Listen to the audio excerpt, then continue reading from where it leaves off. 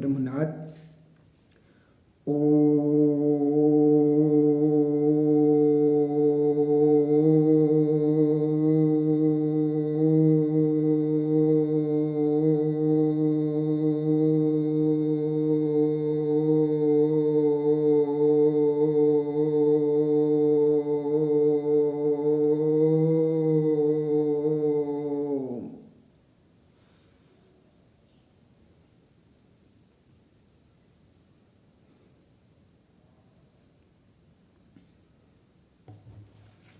श्री हरि श्रीमद्भगवद गीता युग गीता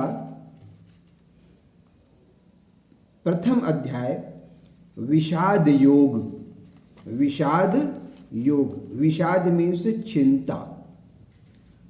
हमारे मन में चिंता नामक एक बीमारी होती है। उस बीमारी से कैसे लड़ा जाए उसको सिखाया गया है इसमें। अर्जुन का मतलब अब ये ना मान लीजिएगा कि महाभारत आप भी अर्जुन हैं, मैं भी अर्जुन हूँ।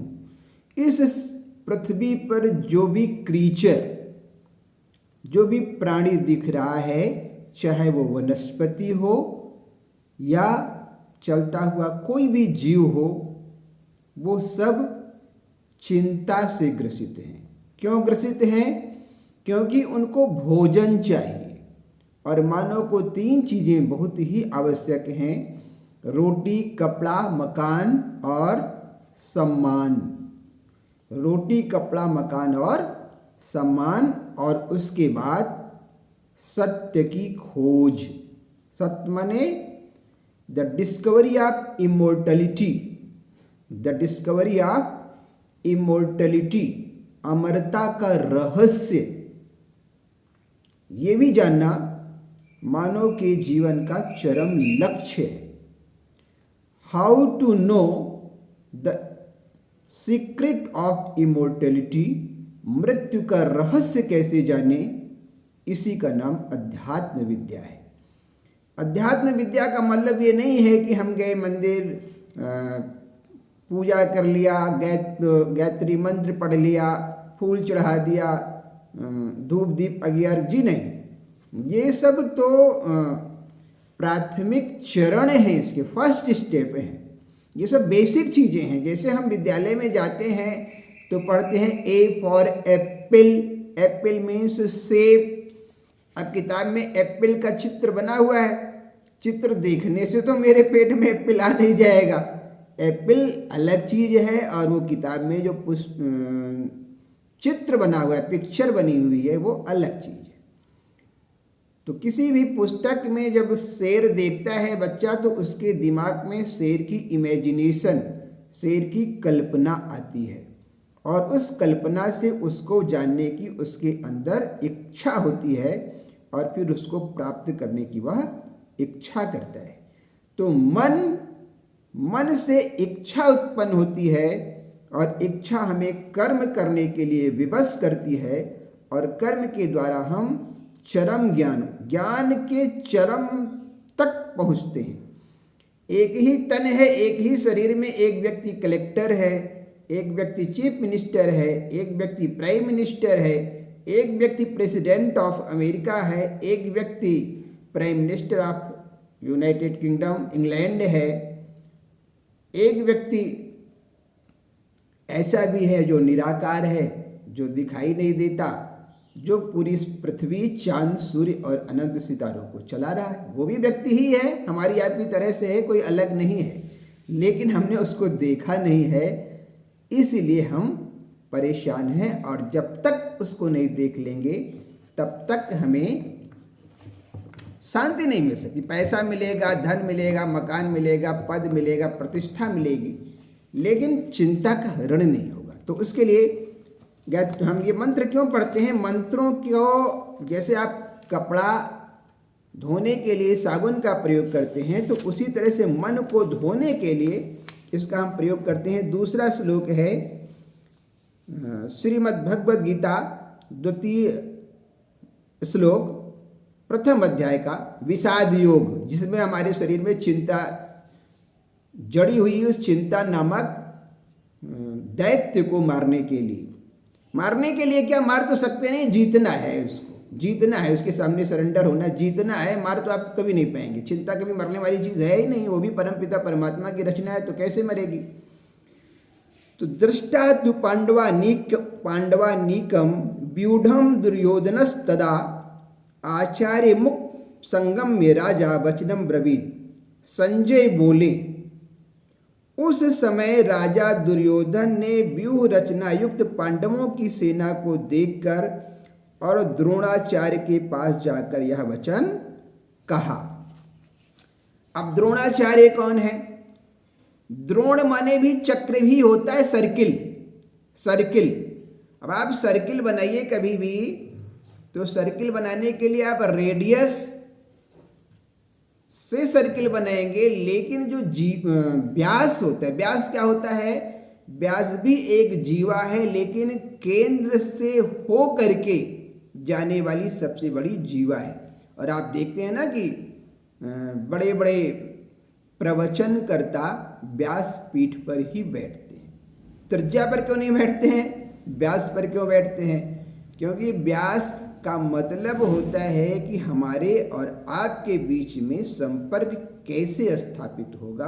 आप और एक हम, दो मिले और दो की विचारधारा एक हो जाए। इस संसार में लड़ाई विचारधारा की है भैया। पृथ्वी से लेके अनंत आकाश तक केवल विचारधारा की लड़ाई है, एक सकारात्मक एक नकारात्मक। तो हमारे अंदर कितनी ज़्यादा पॉजिटिव ऊर्जा विकसित हो, इसके लिए हमें अध्यात्म की शरण में आना चाहिए। तो एक मानस का भी मंत्र ले लिया जाए, रामचरितमानस का, कि रावण रथी, ध्यान दीजिएगा, रावण रथ पर बैठा हुआ है। रावण रथी विरथ रघुबीरा, देख विभीषण भयो अधीरा। हो रावण रथी विरथ रघुबीरा, देख विभीषण भयो अधीरा। राम सिया राम, सिया राम जय जय राम। राम सिया राम, सिया राम जय जय राम। अधिक प्रीत मन भा संदेहा,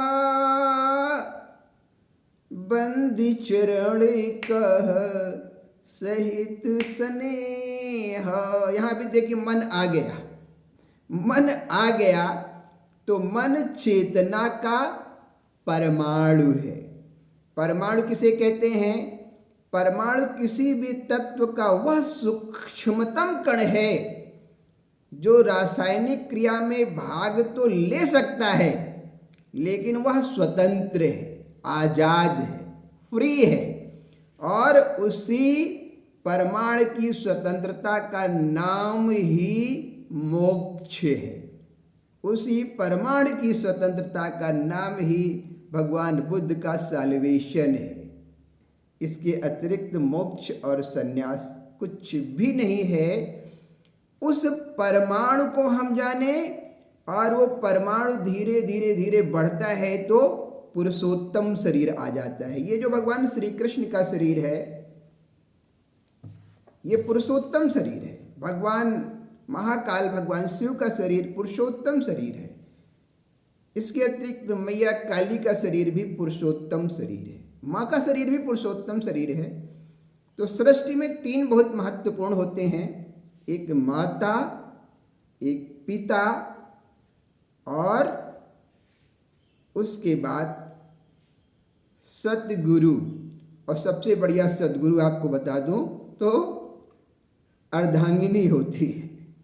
अर्धांगिनी से बढ़िया सतगुरु संसार में कोई नहीं मिलेगा, आपको बता दूं। क्योंकि सावित्री और सत्यवान की कहानी में यही दिखाया गया है कि जो यमराज को भी परास्त कर सकती है वो आपकी अर्धांगिनी हो सकती है, और वही आपको सत्य का मार्ग दिखा सकती है। किसी भी मानव की सफलता के पीछे, आप संसार में किसी भी मानव को ले लीजिए, किसी वैज्ञानिक को ले लीजिए, डॉक्टर को ले लीजिए, इंजीनियर को ले लीजिए, तत्ववेत्ता को ले लीजिए, इवन गौतम बुद्ध ही क्यों ना हो, उनकी सफलता के पीछे उनकी अर्धांगिनी मैया यशोधरा का नाम अवश्य है। महात्मा गांधी के पीछे माँ कस्तूरबा गांधी का नाम अवश्य है। और कर्ण के पीछे, सूर्यपुत्र कर्ण के पीछे उनकी माँ राधेय का नाम अवश्य है। कृष्ण के पीछे माँ राधा का नाम अवश्य है। राम के पीछे उनकी अर्धांगिनी, हालांकि राम की अर्धांगिनी रमा है, आपकी जानकारी के लिए बता दूं, सीता नहीं है, रमा है, क्योंकि राम रमापति कर धन लेहु, खींचो मोर मिटई संदेहु, राम सिया राम सिया राम जय जय राम। तो फिर सीता कौन है? सीता भगवान सूर्यदेव है, विष्णु भगवान है। सीता भगवान विष्णु है, क्योंकि तुलसीदास भाई संत हैं और तुलसीदास को वियोग है, तो वियोग में जो संयोग उत्पन्न कर दे उसे भगवान विष्णु कहते हैं। और वही भगवान विष्णु और महाकाल भगवान शिव दोनों एक ही हैं, अलग नहीं हैं। अद्वैत का मतलब ये देखो, स्वामी विवेकानंद ने 3 चीजें बताई हैं। द्वैत, पहले एक लड़की होगी 18 साल की, उसके बाद 21 साल का एक लड़का होगा, 2 हो गए, और उसके बाद दोनों का मिलन होगा। उनके मिलन से फिर पुत्री या पुत्र, या कभी प्रभु की कृपा हो गई, प्रभु दुखी हो गए भाई, तो 3rd जेंडर भी आ जाता है, लेकिन वहाँ भी माता पिता के बिना वो भी नहीं आएगा।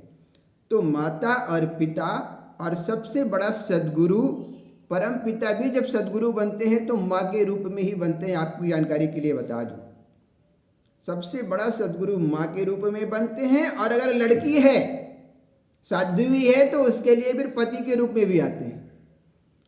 इसलिए कहते हैं ना, मीरा कहती है कि पायो रे मैनो राम रतन धन पायो। कबीर साहब कहते हैं कि सखीरी गाओ मंगल चार, मोरे घर आए राजा राम भरतार। तो ये राजा राम कौन है? राम रसायन तुम्हारे पास आया।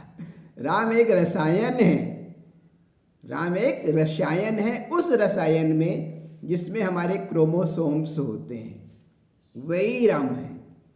और वही राम पूरी पृथ्वी को चला रहे हैं। वही राम चांद की चांदनी है, वही राम सूर्य का प्रकाश है, और वही राम आकाश में चमकते हुए अनंत सितारे हैं। भक्ति चाहे जितनी करो, लेकिन अंत में मिलेंगे प्रभु राम ही। वो अपना नाम खुद रटवा देते हैं। इसलिए संसार के सबसे बड़े गुरु राम हैं। भक्ति कृष्ण की भी होती है, लेकिन कृष्ण भी अंत में आपको राम से ही मिलाएंगे। राम और कृष्ण दो नहीं, दोनों एक हो जाते हैं, एकाकार हो जाते हैं। गुरु भी अंत में आपको प्रभु से जोड़ देते हैं। इसी को सत्संग कहते हैं। जैसे कोई IAS ऑफिसर हो और उस लड़की की शादी हो जाए, वो लड़की गृहस्थ है, तो बाद में वो भी साहब हो जाती है। IAS अधिकारी अगर काम नहीं कर रहा है और अगर आपको साहब की साहिबाइन से आपका परिचय हो गया, तो आपका काम बहुत जल्द हो जाएगा। जय हिंद, जय भारत।